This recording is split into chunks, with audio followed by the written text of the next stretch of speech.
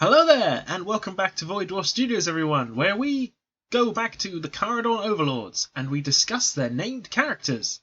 Now, specifically, this really means for the tabletop game, the only named character we have is Brokk Grungsson, the Lord Magnate of Barak Nar. But there is a warband called Thundriks Profitiers, who we will also be looking into because, well, I figured just one video on Brokk Grungsson might be a bit strange, and I felt like Thundrik deserves his own little mention into this named Kharadon Overlord episode.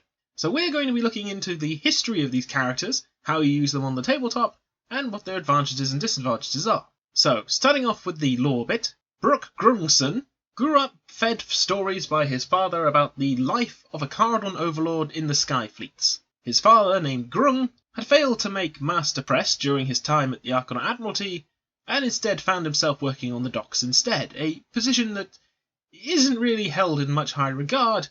I mean, it's a job, it's something that needs to happen, but really the money is when you get on board ship. As such, Grung was always telling his son stories, and that he hoped that one day his son would succeed where he himself had failed. Fed upon these stories of famous captains, Brokk vowed to make his mark. During his days in the academy, he lived up to the central tenet of the code, to the victor the spoils. His daring was considered boundless by his peers, and as a young Archanaut working his way through the ranks, Brook's deeds soon earned him medals and commendations and, well, best of all, higher shares in the profits. It was only after a decade, a very short space of time for a dwarf, that he was named captain and was allowed to take command of his first ever vessel. This was due to his predecessor being killed during an attack by a rampaging Kraken, a very large flying creature, very reminiscent of our legendary stories of Krakens from Earth, except that these ones fly, have tentacles that can wrap around these incredibly large vessels, and will quite comfortably grab them, pull them down and destroy them. And unfortunately for the Kharadon Overlords, these things tend to hang around ether gold deposits, which makes them a fairly common problem. Sometime later, after leading a Kharadon fleet to drive back the Greenskins away from the floating isle of Madrolta, Brokk Grungsson was named Lord Magnate. Short of being elevated to the Admiral's Council, this is the highest position an Archanaut commander could ever hope to achieve, and it granted him the right to wear the rather fantastic over-the-top hat that he wears, known as a Zack Topper, a symbol of great status amongst the Archanauts, and frankly makes him look rather dapper. I'm sure you'll agree. His sky vessels came back from their exploits laden with treasures and gold, gems, silver, jewellery, trinkets and various bits and bobs that, well, make lots of money. And although he has not yet managed to generate the kinds of profits that the 6 council members of Barak Nar can obtain, he is not that far behind, a fact that is being noticed from his peers and makes the younger generation very excited about the prospects of them rising to power very, very quickly. And putting this fantastic wealth to good use, he decided to commission for himself a dirigible suit, much like the ones that the Master Engineers wear, or the Sky Wardens, or the Engine Riggers, and asking permission from Master Engineer Durek Coghammer of Barak Ziflin, he made some substantial adjustments, including a much-needed ether-powered exo-armoured suit that he can wear this over the top, a pair of moustache-mounted ether blasters, because I think Brokk has a sense of humour, a multi-barreled gun referred to lovingly as the Magnet's Charter, a cannon called Grugnsson's Boast. Brokk in this suit has performed some quite astonishing feats, the most impressive of which I would personally say was him going toe-to-toe with a greater demon of change and killing it with his bare hands. That is quite the achievement. Killing a greater demon is no mean feat, and it takes someone with some impressive willpower and firepower to actually, well, harm the blooming things. Brook's preferred strategy is to issue commands from his sky fleets and lead his sky riggers on bold manoeuvres to vanquish the greatest threat they can find. He is very much an admiral who does not believe in standing back and not getting his hands dirty.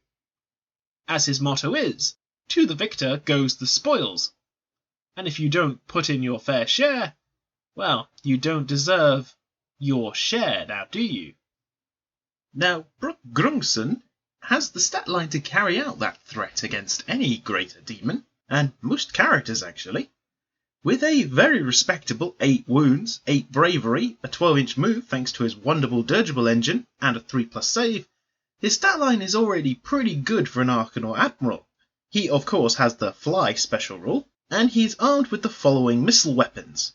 Grugnsson's Boast, the one mounted in the middle, just above his beautiful top hat. This is your primary You Die Now gun, which is an 18-inch range with 2 attacks, hitting on a 3, wounding on a 2, -2 rend and D3 damage. The Magnate's Charter is his pistol, which has, again, a range of 18 inches, 6 attacks, hitting and wounding on 3s with a -1 rend and 1 damage. This is your Get Out of My Way Whilst I Grab the Loot gun, and his Ether Blasters, the cheeky, wonderful moustache guns. 9-inch range, 2 attacks, hitting on a 3, wounding on a 4 with 1 damage. And he comes with a bunch of wonderful rules. First up, his custom-built dirigible suit means that whenever he makes a charge move, he can pick one enemy unit within 1 inch, and roll a dice. On a 2+, that enemy suffers D3 mortal wounds. This is to represent that when he slams into a unit, his foes get crushed under the weight of this massive flying suit that he wears. A wonderful little bit of extra damage, and who doesn't love a bit of mortal wounds in Age of Sigmar? Now, much like an Engine Master, the suit has an additional ability, known as Engine Harness, which allows him to supercharge the enemy from his weapons, which means he can hit things really hard in close combat, primarily with his one melee weapon, the Aethermatic Saw. Gone are the problems that the Engine Riggers have, where they only have a single attack apiece for a weapon that's actually pretty fantastic. Brokk Grungsson comes with 4 attacks, that hit on a 3, wound on a 2, and D3 damage apiece. And what makes them even more funny is with the Engine Harness rule, that if you hit on a roll of a 6, that attack inflicts D3 mortal wounds, and you don't have to roll to see if you actually wound them. So yeah, if you roll particularly funnily, you're going to have mortal wounds on top of normal wounds, and Brook's just going to keep cutting up anything stupid enough to get too close. Meaning that this is an admiral that's more than comfortable with getting into the thick of the fighting, and with enough wounds and a 3+ save will probably come out the other side okay. The Hitcher rule, again, much like the Engine Riggers and Sky Wardens, means he can attach himself to a vessel and use the Fly High rule, meaning that Brokk Grungsson is actually very capable of moving across the battlefield really fast. Just hitch him to one of the Sky vessels, take a squadron of Sky Wardens with him, drop them off at the right place, and, well, watch the fun happen. And finally, we have his command rule. The first rule of Grungsson. When you use this ability in your command phase, you re-roll all charge rolls for friendly Barrack Gnar units within 24 inches of Grungsson. Well, suddenly, any worries about not getting into combat are wonderfully dashed. With a lovely 24-inch bubble, that's going to mean that you're quite comfortably going to get at least a group of 6 Sky Wardens in there, or Engine Riggers. That's going to be a whole lot of pain coming your way really fast. He is currently the only named character in the Kharadon Overlord book with a command ability, but my gosh, is he a fantastic one. The steampunk top hat might not be to everyone's tastes, and I know there were a fair few jokes when this guy originally came out, but obviously that's a matter of style and taste. The Kharadon Overlords have always been based around a steampunk theme, and a cheeky little top hat really doesn't break the immersion that much for me. It's just a little fun helmet at the end of the day, and, well, the only thing he's really missing is a pipe just to make things perfect. But I'm getting ahead of myself. This guy he's there to lead the charge. That is precisely what he's for. He can move around the battlefield really fast thanks to that wonderful dirigible suit, and that is precisely what you should be doing him. Throw him into combats, maybe avoid some of the more tricky creatures, like say, demon princes, and he's definitely capable of killing greater demons, but make sure he's surrounded by a group of friends, that's all I'm going to say. Now, our only other named characters in the Kharadon Overlord book belong to Thundriks Profitiers, the enterprising Kharadon Overlord Skyfarers out searching through the ruins of the Shadespire. Led by Bjorgen Thundrik, an ether chemist of some renown, this band of adventurers are out searching for riches and wealth in the most inhospitable places in the mortal realms. And if they weren't inhospitable, then Shadespire was quite the place to go. But Bjorgen Thundrik is a dwarf who knows where there are potentials for wealth, and so he decided that he would go to Shadespire and not return empty-handed. And with a hardy crew of veterans of various skills and traits and training, he figured he had more than enough technical expertise to handle anything that could come out of Shadespire. Oh boy, Bjorgen, that's quite the boast. But to be fair, Bjorgen, being an ether chemist, has got some options that allow him to fight back. As previously discussed, he has that wonderful ability to both improve friendly units' weapons around him and make it harder for the enemy to hit him instead. Bjorgen himself has a respectable 5 wounds, 4-inch move, 7 bravery and a 4+ save, and he is armed with, what else? The Atmospheric Anatomizer, a 9-inch range weapon which does 3d6 damage, which all hit on 4s, -2 rend and 1 damage. A nice little peppering of shots, because gas, my friends. Gas is the way to kill things, especially Skaven. Kill the damn Skaven. But with the abilities Etheric Augmentation, much like the normal Ether Chemist, he allows you to pick a friendly unit within 12, so long as it's not part of a garrison, and until the next hero phase you get to re-roll all failed hit rolls of 1, which is always handy.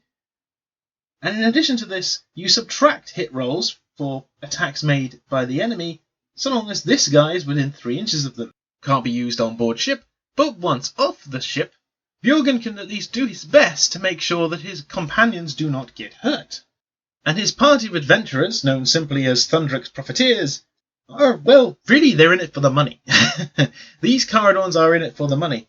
They will do their very best to make sure Bjorgen gets his hand on the ether gold or whatever trinkets and valuables he can find. Really, this is a Kharadon smash and grab team. They are there to get in, get out, grab the loot, and, well, avoid too much close combat if they can possibly help it. Made up of Garrod Allenson, an Arcanaut cutter armed with a privateer pistol and his trusty sword, Enric Ironhail, the heavy of the group with the wonderful volley gun, Deadeye Lund with his ether shot rifle, one of the Kharadon Thunderers, and Krasgan Drakskewer with the wonderful Skypike and Vulcanizer pistol. So these all individuals, when you play them on the tabletop as opposed to Shadespire, they come as their own kind of group unit. The only addition to this is that Krasgan Drakeskewer, because he is of course a Sky Warden, has an extra wound. The rest have to contend with having a single wound, 7 bravery, 4-inch move and a 4+ save. Fairly standard Kharadon Overlord fare. The volley gun I have talked about to death in various videos. So those 6 shots that hit on 5s and wound on 4s will give a light peppering and, well, they might kill some chaff, which is really what it's for. Ether shot rifles are fantastic because they hit quite hard, and this individual has 4 shots, which is not half bad.